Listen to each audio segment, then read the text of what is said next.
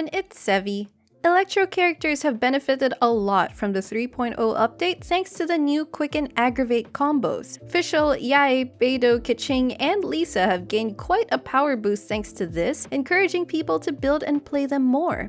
But there's one character that I'd like to focus on in this video, which is the Raiden Shogun. By virtue of being Electro, she technically benefits from the Aggravate reaction as well. However, I think there are some considerations on why it doesn't buff her as much as it does her fellow Electro units. And more importantly, I also think there's actually another way to build her, the Hyperbloom Raiden, that shockingly suits her in the new Dendro meta. So let's discuss how its playstyle, build, and team comps work.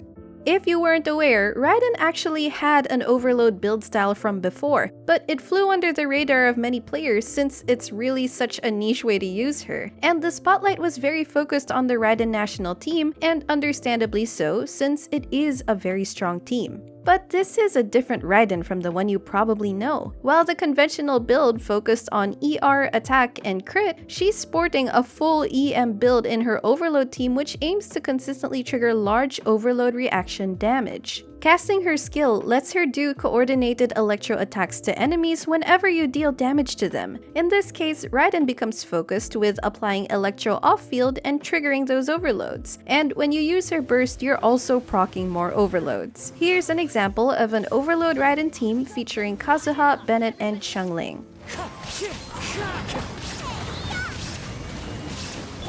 As one with wind and cloud, wind strider. Torn to oblivion!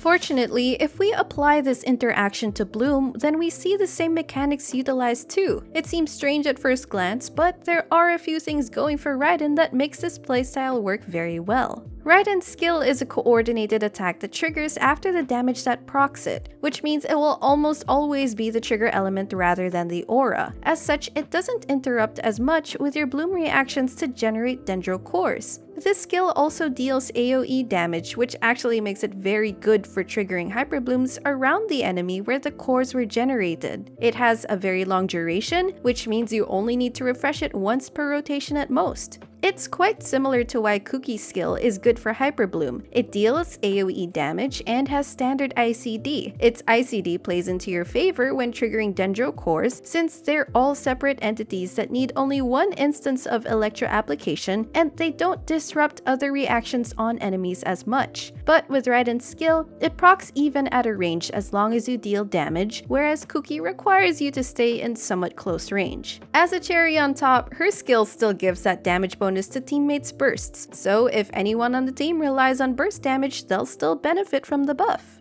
It's a unique and weird concept, but this playstyle can be very easy to build and surprisingly great despite not using Raiden's kit to its fullest potential. It's very simple to play as all you need to do is literally press and refresh her skill and she'll do her job from off-field. This removes a lot of rotation worries. Also, you don't really need to use her burst, perhaps only when you are short on energy. But even just building enough ER on your teammates will not necessitate her burst having to eat up field time. Her skill's off-field electro application is all she needs. The build is extremely simple too. Level her to 90 to get the highest transformative reaction damage scaling. Stack as much EM on her as you can. Triple EM main stats, then EM substats on the feather and flower. In this case, she doesn't need ER, attack, or crit stats. The best set combo would be the new 4-piece Gilded Dreams for maximum EM, but even then, just using 2-piece combos, or even none at all, will still be good. Just throw in whatever EM pieces you have on her, really. Throw in a Dragon's Bane there too, preferably if you have it. Its refinement doesn't matter. To get an idea of the damage, here's an example of Raiden with almost 1200 EM doing damage to the Regisvine. An opponent can take 2 instances of Hyperbloom damage every 0.5 seconds. This Raiden does 33k per tick, which is 66k total. Now that's a lot of damage. It's easy to overlook given how it's not a big flashy crit number, but if you add those up over time, it'll definitely hurt. Now let's showcase the different ways you can comp a Hyperbloom Raiden. First, you'll want a Dendro teammate, and out of our current 3 choices, Dendro MC is the most suited for Bloom-related reactions. Your next 2 slots are a choice of Hydro plus a Flex. Here are some specific comps I tested out. First, we have Raiden, Dendro MC, Beidou, and Ayato. In this comp, Ayato is both the driver and Hydro unit. He's able to create blooms with his burst, but you can also use 4-piece Thundering Fury to extend his skill state, especially to make the most of Beidou's burst duration. Beidou, on the other hand, won't be stealing Hyperblooms with her Chain Lightning since it has no splash damage. If you need stronger single target damage, you can replace Beidou with Fischl, but note that she may steal some Hyperblooms. There is no escape. Attempt back. Power the pivot hot dog! Scatter! Germinate!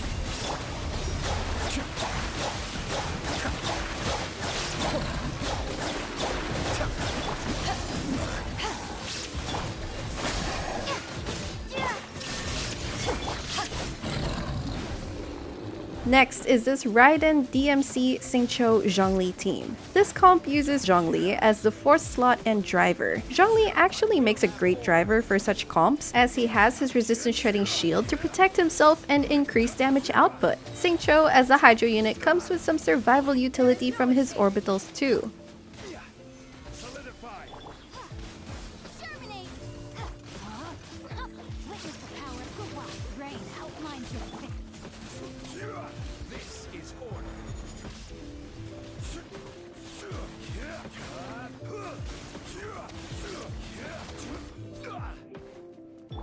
Shine down!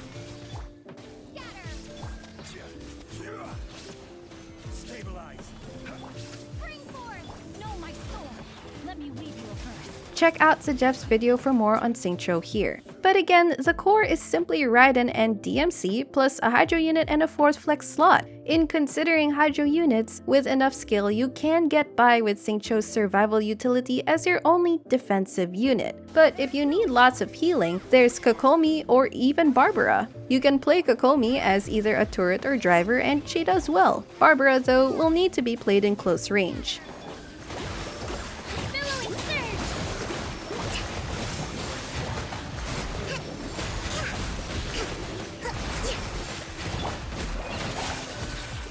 Illusion shattered.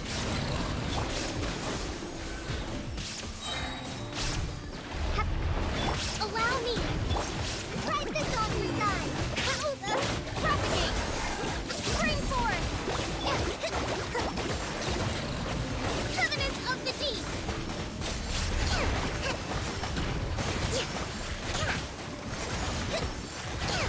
And then for the last slot, you can choose a Cryo unit, which turns this into a Fridge Hyperbloom team, also a fun comp. One thing I tried was using Ayaka as the driver for her infused auto attacks, which pairs well with Xingqiu or Kokomi. She may just need more generous ER as the only Cryo unit in this team. However, Kaya or Rosaria are great alternatives too. Whirling snow! Rain cutter! Rain outlines your fate! Know my sword!